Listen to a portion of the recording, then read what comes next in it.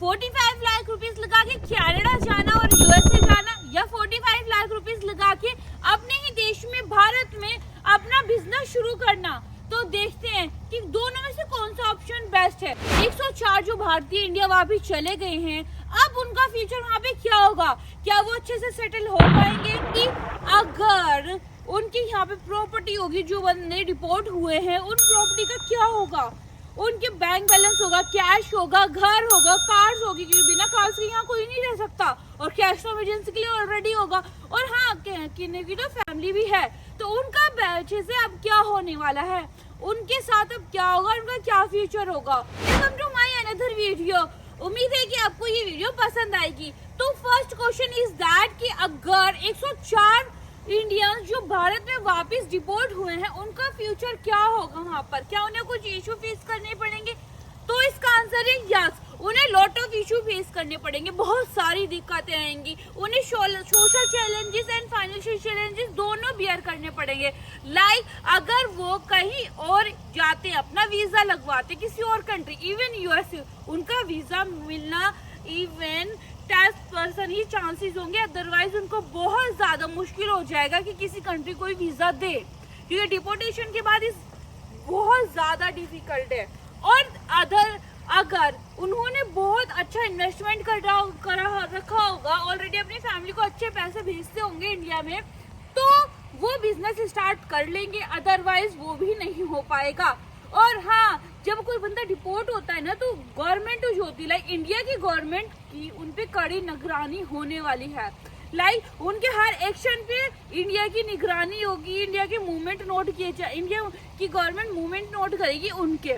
और हाँ, काफी बार तो रिलेशनशिप मेंटल इशू भी होते हैं, क्योंकि वो ऑलरेडी डिप्रेशन में होंगे, उनको टेंशन होगी इतनी ज्यादा, तो हेल्थ इशू भी उनको हो सकते हैं। और सेकेंड इज दैट कि उनको ये लगेगा लाइक वो कहीं जाते रिलेटिव में या कहीं भी जाते, तो उनको सोशल चैलेंजेस आएंगे, लाइक कोई कुछ बोल रहा है उनके बारे में, कोई चीजें उन्हें कुछ सुननी पड़ रही है, तो वो चीजें फेस करेंगे, क्योंकि ये जाहिर सी बात है, समाज कभी पीछा नहीं छोड़ता और लोग भी।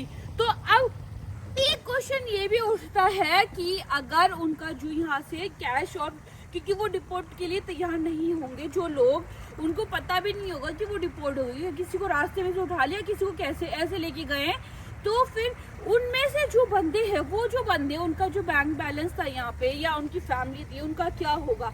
उनका ये होगा, अगर उन्होंने पावर ऑफ अटॉर्नी बना रखी होगी किसी के नाम पे तो ठीक है, अदरवाइज उनका जो भी था वो सब खत्म, वो उनको कुछ नहीं मिलेगा, चाहे कैश हो या कुछ भी हो।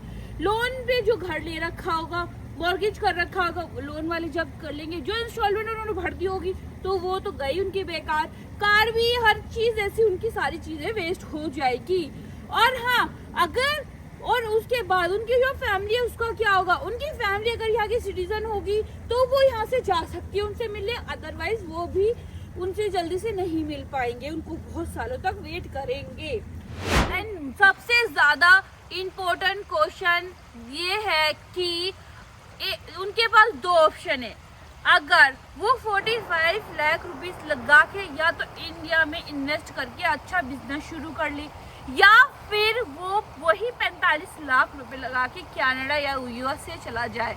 मेरे पास इससे रिलेटेड बहुत सारे क्वेश्चन आए थे, तो मैंने सोचा कि क्यों ना वीडियो से इसका जवाब दिया जाए। तो मेरा ये कहना है कि अगर, चलो इसको एक कहानी की तरह समझते सिंपल तरीके से। एक 28 साल का रवि नाम का लड़का है, वो उसने बहुत मेहनत की है, हमेशा से शुरू से बहुत ज्यादा स्ट्रगल किया है। उसके बाद उसने कुछ 45 लाख रुपीस जोड़े हैं और उसने स्टडी भी की है, तो लाइक साइड बाय साइड उसने जोड़े हैं। उसके बाद दो ऑप्शन है।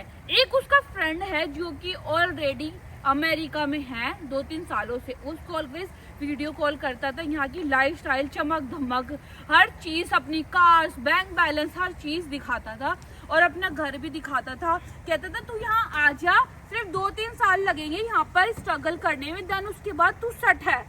ये ऑप्शन है। और दूसरा, उसकी एक तरफ रवि के चाचा थे जिन्होंने 10 साल पहले एक बिजनेस शुरू किया था कुछ पैसे लगाकर, अब उन्हें बहुत अच्छा प्रॉफिट हो रहा था उसमें।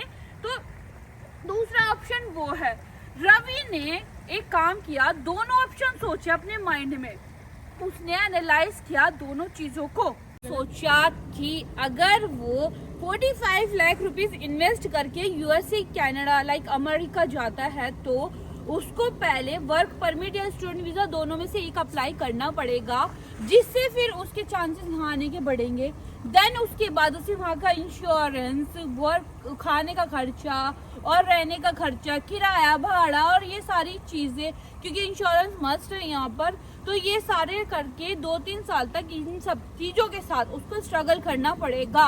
और हाँ, लेकिन उसकी अच्छी नौकरी लग गई तो 1 साल में ही वो इंडिया से डबल या तिगुना यहाँ पे अच्छा कर लेगा अपना अर्निंग और सेट हो जाएगा।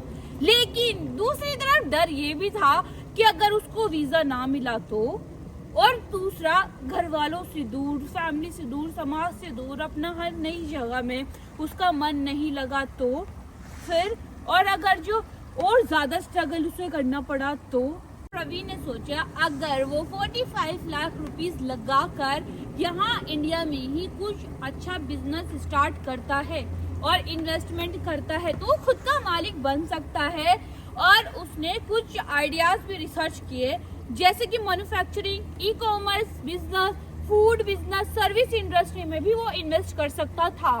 तो उसने सोचा कि, और फिर घर वालों के पास अपने देश में अपने तरीके से वो रह सकता था, किसी से दूर जाने की उसको जरूरत नहीं थी।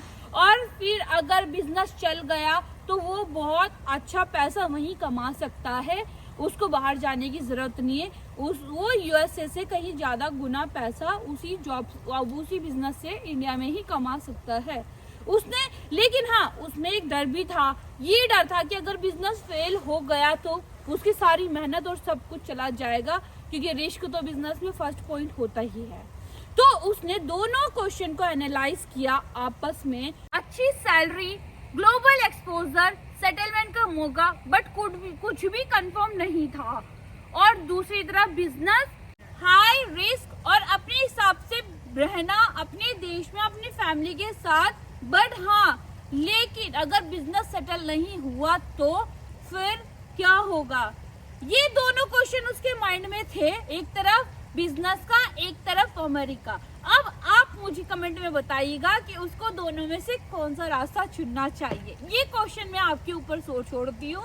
अगर फिर इसके ऊपर मैं एक शॉर्ट वीडियो अपनी जरूर लेके आऊंगी कि आगे इसका आंसर क्या है, बट उससे पहले मैं आपकी राय जानना चाहती हूँ कि अगर आप उसकी जगह होते तो आप दोनों में से क्या चुनते, अपना देश या अमेरिका, कौन सी जगह आप जाना पसंद करते, तो वो चीज आप मुझे बताइएगा।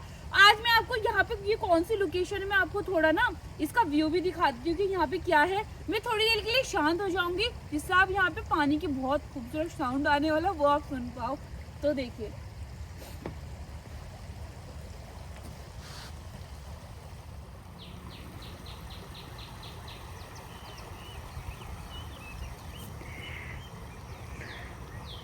आप सुन रहे हो कैसा साउंड आ रहा है, इस तरह से।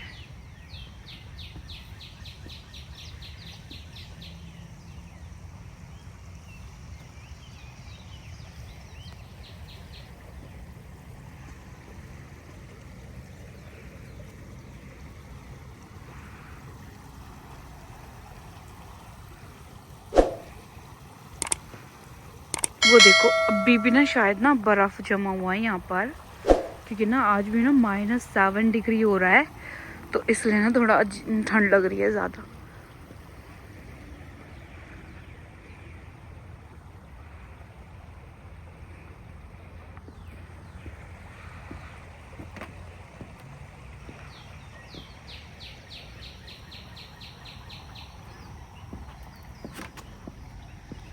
ये यहाँ से ऐसा है। और आपने एक चीज़ नोटिस की कि यहाँ की जो नदी का पानी है ना, वो लाइक आप ना उसमें से नीचे का भी देख सकते हो, लाइक साफ है, क्लीन। देखो कितना क्लीन है। तो फिर प्लीज़ मेरे चैनल को सब्सक्राइब ज़रूर कीजिएगा, तो मैं आपके लिए एक नई वीडियो लेके आऊँगी जल्दी ही, तो प्लीज़ वो भी आप ज़रूर देखिएगा। Thank you.